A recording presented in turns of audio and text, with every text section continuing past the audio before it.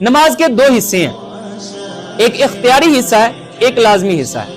ایسے ہی جیسے آپ کے مضامین کے دو حصے ہوتے ہیں، ایک لازمی ایک اختیاری۔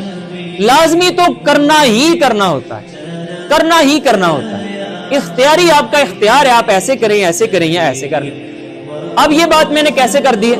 آقا نامدار صلی اللہ علیہ وسلم کی نماز کو اگر کثیر افراد نے کوٹ کیا ہے کہ میں نے ایسے دیکھا، میں نے ایسے دیکھا، میں نے ایسے دیکھا، وہ سب کے اندر یہ چیزیں موجود تھیں۔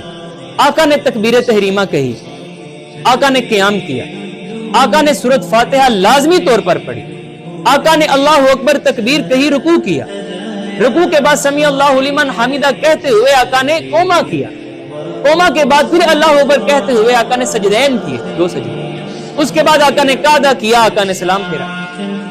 یہ وہ حصہ ہے جو ہر ایک نے جس نے بھی نریٹ کیا ہے یہ اس میں جزو لازمی طور پر شامل ہے، یہی نماز کا لازمی حصہ بھی ہے اور یہ سب میں یکساں ہے۔ اس کے بعد آتے ہیں کچھ اختیاری حصے، یعنی سورۃ فاتحہ کے بعد کبھی آقا نے کہیں سے قرآن پڑھا، کبھی کہاں سے پڑھا، کبھی کہاں سے پڑھا، کبھی نہیں پڑھا، کبھی صرف سورۃ فاتحہ ہی پڑھی اور آقا نے رکوع کر